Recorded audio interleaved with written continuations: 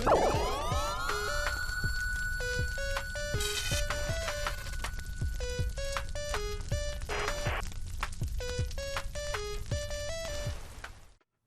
I'm Mike, and welcome to Retro Boost. Another year, another spring-ish. I mean, last year wasn't quite spring. Another year, another Retro Fighters controller to talk about, basically. So, last year, the Blade and Battler came out, and myself and my friend Tori did a big, first impressions play session with those controllers.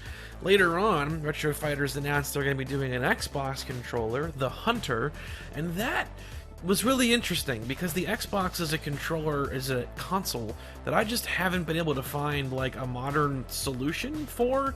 I've discovered brands like 8BitDo and all the things that they can do, Blue Retro, all the different adapters, both companies making new ones and the Alibaba type stuff that you can get for them, like those adapters, the Blue Retro Core adapters, tons of stuff, but I've never found one for the Xbox specifically. Maybe I missed them. I don't know what's out there. If there is stuff, let me know. I've been trying to find it. So when the Hunter got announced, I was like, oh, well, great, because finally, here we go. Something that's wireless for the Xbox. I don't even care about it being modern. It's just give me something convenient that I don't have to run a 14-foot cord across my room with. And the Hunter is finally upon us. It's Retro Fighter's newest controller. When in doubt, pinky out, apparently. Here it is with my pinky out. That was really weird. That's not on purpose. That just happened autonomously. So, this video is going to be a first impressions of the Hunter, what I think about it, what I've thought about it playing with it, and also a recap as to the Blade, Battler, and Defender, which are controllers I've done first impressions / reviews on. In many cases, I've updated the descriptions of the journey with those controllers, but I wanted to quickly recap them on camera as well. So, hopefully you find this helpful and informative. Appreciate your watching, and let's get into it. So first, let me do a recap here. Going back to the older stuff, let's go back all the way to the beginning. The Brawlers. The Brawlers 64, wired and wireless. Love those controllers. Have no real complaints beyond stuff that I say every time I bring them up, which is I really wish the Brawlers had swappable triggers, a macro that swaps R and Z. It'd be really great to have that. I'm told that apparently the Nintendo Switch Online edition of the Brawler 64, made for the Nintendo Switch, actually can do that. It would be really cool to see that on the actual controllers that are for the N64, though. The stick, I also don't have a lot of strong feelings for, but I've never had a problem with its operation, so, The Tribute 64, I've really come around to being what I think is the overall superior modern wireless N64 controller. It kind of offers everything. You got the swappable macro, you got a more N64 kind of emulating feel with the buttons and the stick, but it's also wireless and rechargeable and has rumble, awesome, so that's a great one. But Retro Fighters ergonomic feel and design, really great. It's a comfortable controller. The Brawlers all are, wired or wireless. Now, the one that didn't go so well, the Defender. The Defender, I bought two, the blue one seen in my first impressions video, and then later a black one that I bought shortly after. And both have had problems. The blue one more significantly. The blue one started experiencing phantom inputs with I think it's the top left shoulder button. It started throwing out button presses, and it straight up kind of ruined a session that I was shooting with Tori. We were messing around playing Gex, and it started to just kind of break down and became a big distraction filming and trying to have fun with that game. So it straight up kind of ruined the video. That's when I became really aware of it. And it only kind of got worse from there, and the controller is kind of unusable now with that. It's so unpredictable, but also frequent with that problem. Very strange issue, having it throw out phantom button presses. The black one experiences battery issues. I'll have it charged up and good to go, and I feel I turn around 2 days go by, and it's just dead, straight dead. Very strange. So some kind of battery failure. Both of these issues occurred kind of a long time after I bought them. Like, it didn't happen short term, it happened long term. They made it like close to a year before both of these issues occurred. So disappointing, but like not terrible. I already had like a solution in place when these issues started to act up like major time, which is 8BitDo's Pro 2 at the time, Bluetooth Ultimate now. Those are great controllers that work with the PS1 and PS2 that I love a lot, so having something else in place kind of withheld more anger from me. And even then, defects happen. It sucks, but it happens. I get it. Especially when you make a point to participate more than average in a particular market, you'll come across more of those issues than someone that only bought one of these controllers one time ever. I'm buying like 20 of them in 2 years, something like that. Like, not for Metro Fighter specifically, but like tons of controllers. Like, you're gonna find problems. And to further illustrate that point, I've bought 2 Xbox controllers, like brand new Xbox Pulse controllers, two of which were defective. Like, I had 2 in a row. I bought a Pulse Red, and one of the right shoulder button didn't work at all. Had to get it exchanged, got it fixed. The second one was the winner. And then I bought a Pulse Purple, because you know your guy loves purple, and the A button like sticks in it. And I didn't notice that until after it was too late to return it, because I bought it and just kind of shelved it while I was doing other stuff, and it wouldn't be until some update for like Elite Dangerous or something. It's like on PC, like back in winter, I was like, oh, I should probably play this, and I brought the purple one out. Buttons are sticky. So like, it happens with the name brands too, is my point. This isn't like, oh, Retro Fighters, a small business making terrible garbage. No, not at all. I bought 2 Xbox controllers that were both defective out of the box. Like, it happens to everything. It's just, it can. You buy a lot, you participate in anything in a high degree, you're gonna find more problems than average. It's like a car salesman, sees a lot of car issues. A TV salesman sees a lot of TV issues. It's how it goes. So, bummer that both of the Defenders I bought had issues, but they've released like new models since, plus like firmware updates for existing ones. So the hopeful part of me inside, I'm almost tempted to buy a third one and kind of see how it goes. With that said, on a more positive note though, the Blade and Battlers have been incredible. We had, when Tori and I did the video together, the one Blade that I bought out of the box was defective. Got it exchanged. Retro Fighters customer service was incredible, very nice, very helpful. Always has been. I've dealt with them a few times over the years. They've been great. Really made the return process easy. The one I got then was perfectly fine, and none of them have acted up since, and I've used those regularly. I really can't recommend those enough. If you're looking for something like, wireless for the GameCube, the Blade, Battler, either way, are great controllers. I use them frequently. Basically, everything I've done for the GameCube since buying those, I've been using the Blade or Battler until kind of recently when I've been experimenting more with the 8BitDo stuff. But even then, I really, really like the Blade and Battler, and I think I may just continue to kind of main those on the GameCube. The only complaint I would levy against the Blade and Battler is the button clicks are kind of loud compared to some of other Retro Fighters controllers. Like, it's really clicky, but that's pretty nitpicky. Ultimately, you can kind of forget about it when you're playing with it. So, if you're looking for something wireless for the GameCube, Blade or Battler, great option. A lot cheaper than buying a Wavebird, which even if you get a good deal, is already a 20-plus-year-old controller. You don't know who's done what with that.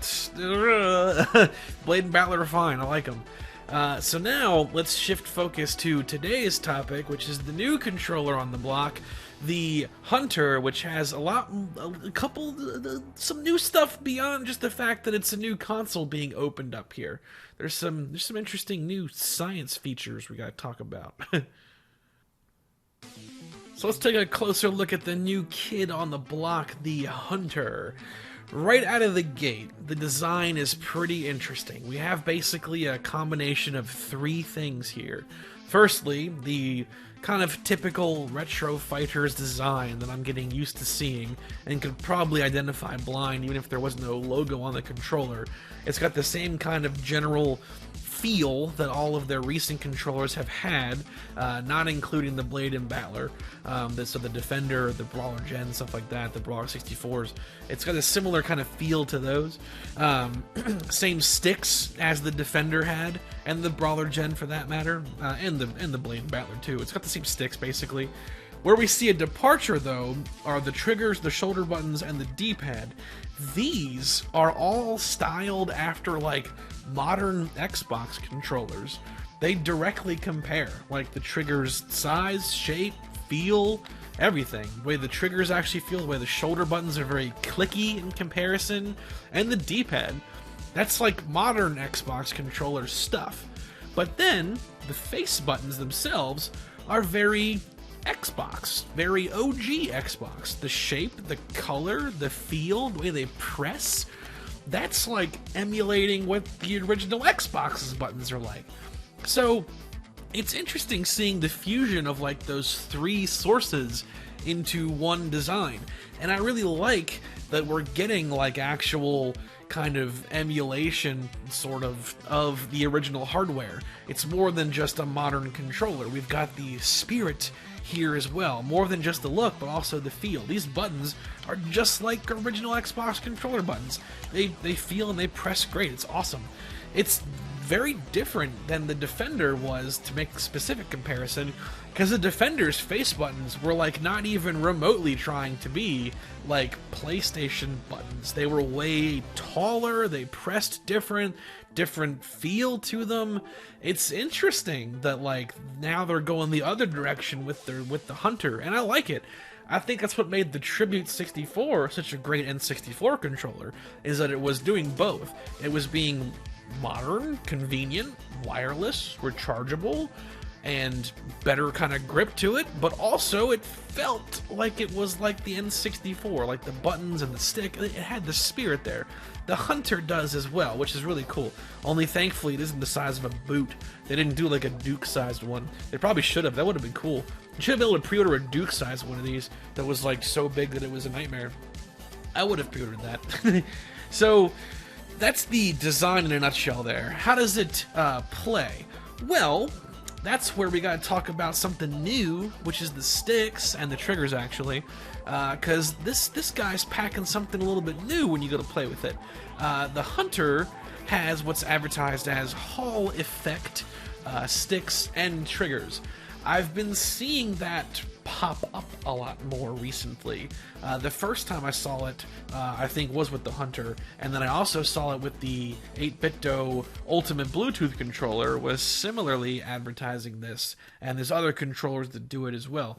What is Hall effect? Well, basically, I liken it to the difference between hard drives and solid-state drives. One has physical parts, one doesn't. So basically, Hall effect is like electronic-based versus regular ones that use physical parts to measure movement and stuff like that.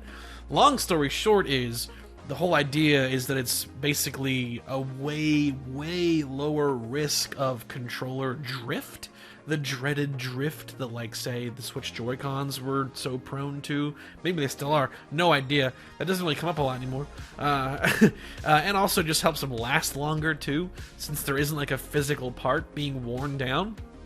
Very interesting. Is it a buzzword? Is it a true advancement?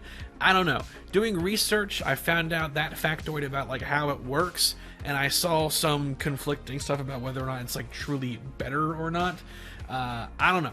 It seems like it probably is, but like anything, it has a ways to go before it's perfected.